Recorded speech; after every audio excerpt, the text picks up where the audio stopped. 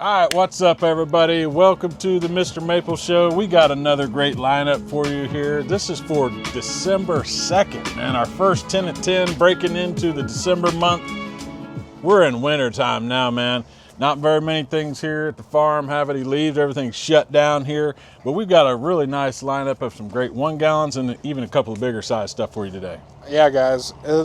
Get a new tree is a great way to start the year, man. That's right. December, it also makes a perfect Christmas present for that gardener. Maybe somebody who's dipping their toe into some other gardening. Show them a Japanese maple. It's going to be awesome. Usually around this time, a lot of the bigger sizes have, made their way to the 10 at 10 because, they've had a whole entire year of growth. They've shut down, so they ship a little bit better. Yeah. And it's just a good time, especially when the 10 at 10 is dropping. All right, guys, we appreciate you hanging out with us today. Make sure you sign up for that weekly email. That's where you're going to get the full list of all the plants that we release every Tuesday, every Thursday. Plus, we got all kinds of other sales going on the site, so make sure you always check that out. We got some nice 1 gallons to start with here today. We're going to start you out with Acer palmatum Satsuki Benny. Yeah, I was thinking, I've heard of Satsuki before, man, and I think they have a little sect of azaleas that are called Satsukis, and now I understand that Satsuki probably translates to azalea in Japanese, but that's just how things work out here in America. Sometimes the translations are a little loose. Yeah. Exactly. So Satsuki Benny right here, an amazing Acer palmatum, meaning that red azalea. And why do we call it that, Brian? Man, I'll tell you what, this has got one of the best borders, bright red borders on this big, large green leaf. Kind of gives you that Christmas vibe. We're talking about the December, man. It gives you that Christmas vibe, those bright greens, bright reds, nice border in the spring when this thing leaves out. I mean, this is such an exciting time when you watch this thing come alive because you want to get your camera out. You want to kind of capture that moment of beauty when that has that beautiful red border across the leaf. Just really striking. I think if you want something that kind of draws your interest into it, kind of makes you want to look a little deeper into the plant, this is a cool one. Yeah, I love those painted nail types. I think they really have just such a beauty to them. And this one really has a nice rounded leaf on it, which I think kind of sets itself apart. I believe that whenever I was reading our little description on there, this is a Yano-san introduction. So straight from, Maple Park, I think released in 1975. Yeah. But in Japan, they kind of dissect up their palmatum groups. Here in America, we have kind of a subspecies deal. But in Japan, it's Acer aminum, you have your Acer matsumuri, Acer dissectum, and that sort of thing. So this one falls in that beautiful aminum category, so it's going to have a lot fatter kind of leaves, very rounded. And during the fall time, this is going to give you some really nice reds and oranges that are going on.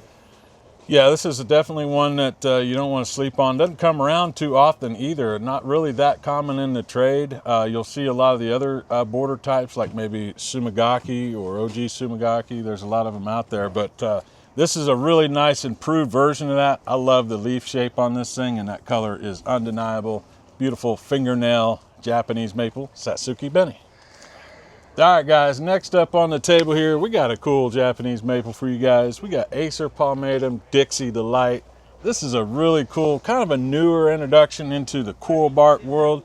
You get some really nice, reds, oranges, even these pink tones that you can get on this coral bark type. I love Dixie Delight. Kind of one of the smaller sizes, too, kind of that medium size range when it comes to the coral bark, so it fits in a lot of great spaces in the garden. Yeah, how can you not love a coral bark during the winter time, man? It's popping right now.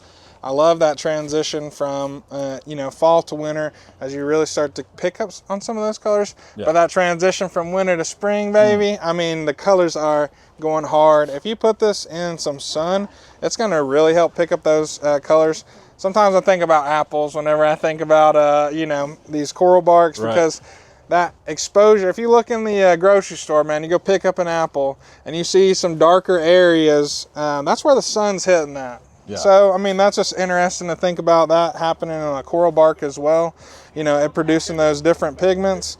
This is going to be a slower growing one, 6 to 8 feet in 15 years. Right. So if you're looking for something a little bit more manageable in a coral bark, you know, you're not looking for something, you know, kind of faster growing like that Sengokaku, and you want a little bit of different color. I think this would look great in front of some arborvitaes or some other conifers. Yeah. Definitely one that you want to pair with some evergreen things out in your garden to really make this coral bark stand out. It does get a lot more vibrant too in those colors in the winter months. When those colder temperatures start to drop, you really start to see the colors pick up on those coral barks. Kind of gives you that, you know, that classic winter interest out there in the garden. Definitely one you should add to your collection. Some nice fall color too on this. Usually you get those yellows on your coral barks. This one goes oranges, so you get a nice mix of color. So pair this up with like a Sengokaku, or maybe get you a Baton Rouge, something like that to pair this up with. But definitely one you need in your collection. Guys, next up, we got an Acer Subodianum. All those people who are really chilly right now, I'm sure, up in the December weather, we got you an awesome Acer Subodianum Mikasa Yama, man. Oh man, you know, sometimes we're thinking about, you know, with Christmas coming up, you know, this would be a great gift idea, but it might be a great gift for old Saint Nick, man. Usually you put the cookies out with a glass of milk. Maybe you drop a little Mikasa Yama here, right there on the table, because this is going to handle those colder climates. This is going to be zone 4. So this is really going to help get up into those northern states where you want to do some beautiful landscaping, get those ornamental plants in your garden. I love it when we can kind of break into those colder climates, because it's hard, man. It's a very harsh climate up there. And the Subodianums really give you that kind of superpower that gets you into those colder climates. Definitely. I mean, Subodianums, they have such a beautiful leaf. This one really has a nice narrow habit as well, which I love. I really think that having the narrow trees are really important because, like me and Brian talked about before, it helps with framing. It can really also take to pruning well, I believe. If you know, a shape has a little bit more controllable growth habit, I think it lends a little bit more to a little bit more pruning. Yeah. So, I mean, I was looking at some of the photos on the website. I think, you know, maybe you hit a little bit of cloud clustering here and there and that sort of thing. And that would look really, really beautiful. Super, super cool one for sure. Yeah, definitely one that I think is kind of, you know, underused in the landscape for sure. I mean, the Subodianums, I think, is a cool world to explore into. You get that full moon style kind of leaf, gives you that full moon vibe for sure. Nice rounded leaf. Great fall colors on this too. Reds, oranges, really pops. The Subodianums really do shine whenever it comes to those fall colors. So definitely one you want to add. You need that fall color splash. And you're way up north, pick up one of these today. In 15 years. All right, guys, here we go, man. We got another exciting Japanese maple for you here. I love this thing, man. We got Acer palmatum Nanyat. Oh, yeah, that's what's up. I remember seeing these come through whenever I was first starting. Pretty big set, nice set, and I was just like kind of interested in that name. I think that's pretty cool. But apparently Nanyat, this guy introduced by Bob Balser right here, and he has a wife named Nancy. Now you might be wondering, what the heck does that yak come from, bro? Well, it's like Yatsubusa, as in like Makawa Yatsubusa. So you combine those, you get Nanyat. But now this one actually has more of a, similar more to like Shishigashira and the curling of the leaves, with a really nice tight dense habit. Yeah, definitely has that very much like that Shishigashira vibe. So it's got a small leaf, serrated edge, a little crinkle, a little curl to that leaf as well. I love this one also because it's got a nice green, bright green bark to it. So thinking about a Shishigashira type with a nice bark interest, I think is really, really cool. A lot of things that kind of separates this from some of the others out there, and definitely one you want to kind of add to that collection, those lion head collections out there. If you got a Shishigashira, this one goes to those bright yellow fall colors, where your Shishigashira is going to go more into those oranges and those fiery red colors in the fall. So cool pairings with this, definitely. I think, you know, as a collector, I'm always looking for something to kind of pair with other things in my garden. This one gets me excited. Yeah, for sure. All right, y'all. We're taking you down to Englishtown. Acer palmatum, Englishtown. Oh yeah, now this is an awesome dwarf red variety. The beautifully elegant Matsumura style leaf, man. Yeah, I love dwarf Japanese maples, man. They're so much fun because you can put a ton of them in your garden. And as a collector, I like to sprinkle in color. This thing's got a lot of vibrant red colors. spring color interest on this is really exciting. I love that springtime when everything starts to leaf out. You know, you've been out there staring at this beautiful little stick in your garden all year, ready for something to get going, man. But beautiful spring red color on this thing. Also gives you bright scarlet reds in the fall. So if you got a spot in your garden, you really need to brighten that up and get some color, this is definitely one for you. Yeah, this is actually a witch's broom found off a tree by Stephen Christoph.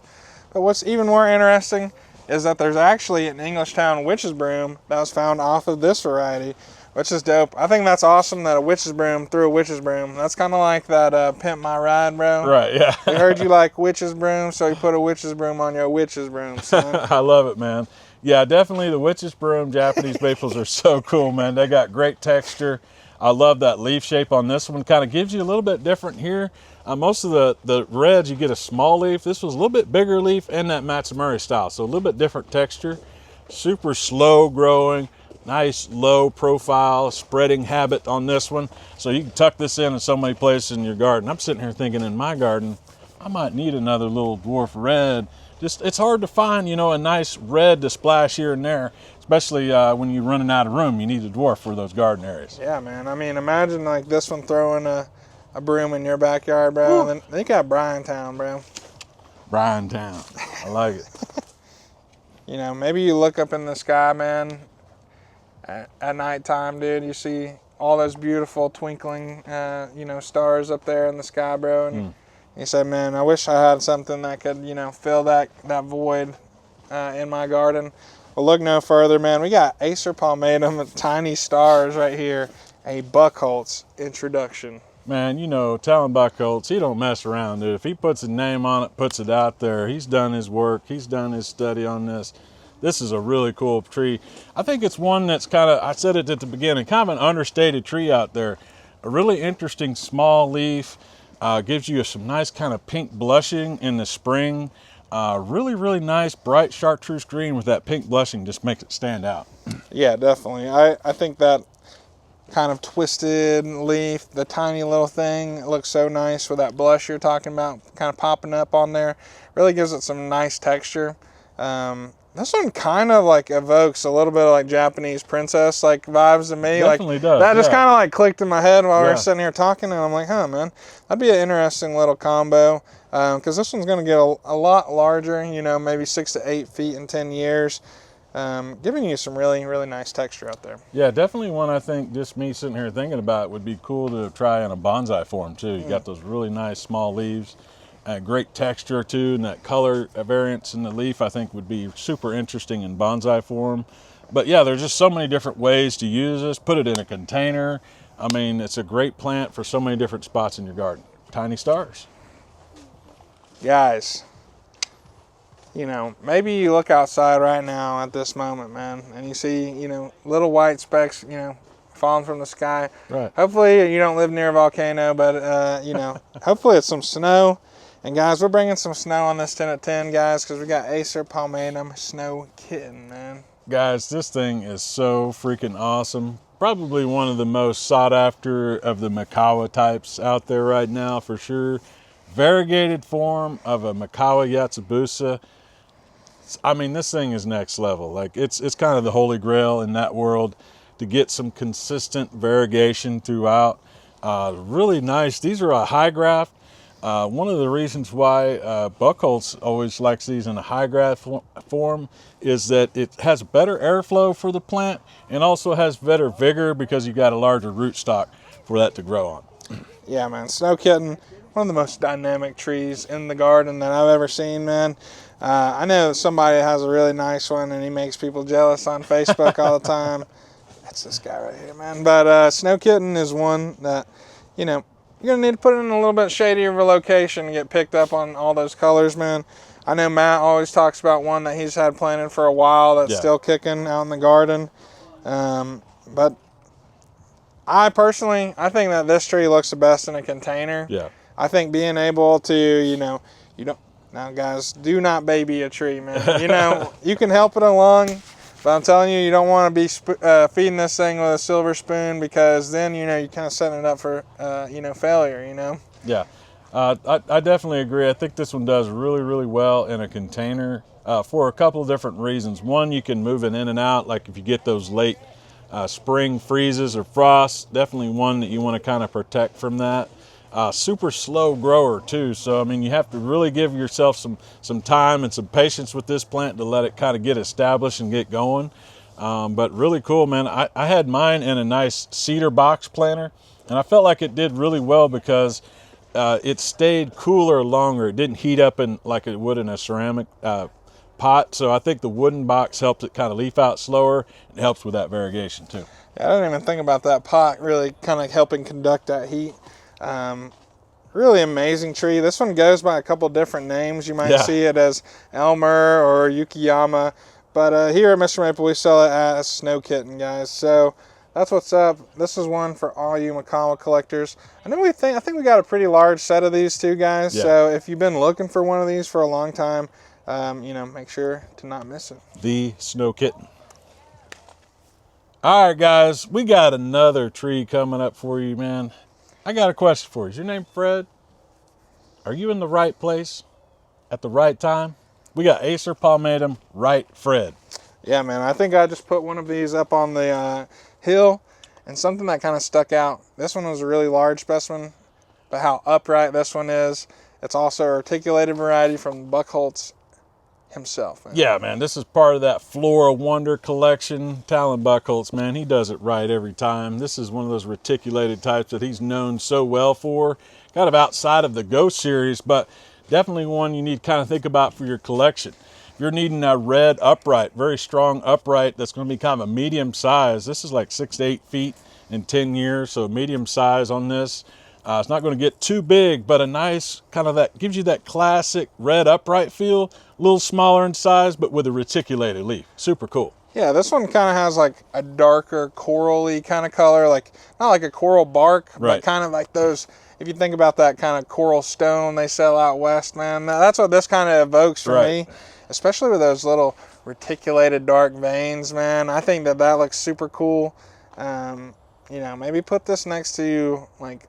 If you got something that shows a little turquoise color, I think that would make a really good pairing. Maybe a nice Chamaecyparis or something like that right next to this sucker. Definitely. It's going to look good. Definitely. Really cool tree. I mean, I think, when it comes to the Japanese maples and you're always kind of looking for something a little bit different, this kind of gives you that. Especially, we get it out into the landscape. Nice medium-sized, red, upright. I mean, it just looks so perfect in the landscape. Yeah, I really like the shape on this one, and you are too. Guys, I've been putting my ear to the ground, bro. I hear those people that said, guys, please, bring us some more Metasequoia glyptostroboides. I know you guys are out there. I'm here for y'all. And today, we got something a little creamy for you guys. Yeah, man, this is cool, man. This is a really cool Dawn Redwood. Gives you some nice, light, creamy to white variegation on that redwood leaf. Super cool tree. I love the redwoods, man. They're such a prehistoric tree. Been around forever.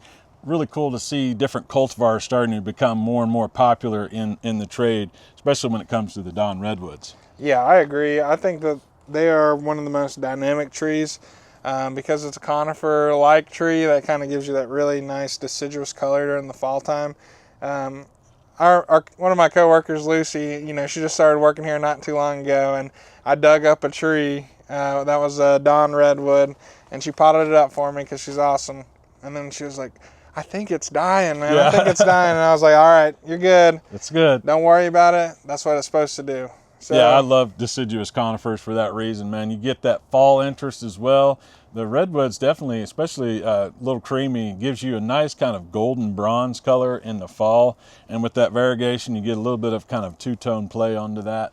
Super cool tree. I mean, this one's going to be a little bit slower growing than your typical Dawn redwoods. I mean, a lot of those Dawn redwoods can get out there really, really quick. This one's a little bit slower grower, so can fit into a few more spaces in the garden. A lot more uses in the landscape. Yeah, I definitely think that. Obviously, I think there's a lot of Metasequoias out there that people have, picked and chose because it's such a rare plant, so beautiful. But I love the cultivars, man. And Little Creamy is one that you're gonna want to add to your garden. All right, All right, guys, right here, man, get excited. I mean, we need like some crowd noise or something, a little bah, bah, bah, bah, bah, you know, something like that, bringing in the party here. We got a brand new introduction for you guys. Acer palmatum, Millstone Orange. Yeah, man, this one reminds me of, you know, those giant things. I can't remember the name of them, but they're like this big donut things, and people put them in their yard, bro, and it looks like they're from a mill, but I can't remember what they call those things. If you got one of these, it would be great to pair with that giant donut thing I can't remember the name of right now. Dude, this is a cool one, man. Guys, get excited too, because this is going to be kind of a new series of trees that's going to be coming out.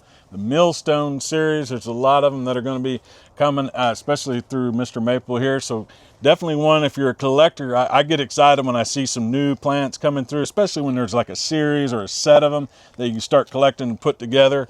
Millstone Orange is a beautiful spring interest Japanese maple, giving you those kind of Katsura vibes out there. That spring interest, giving you some bold oranges in the spring.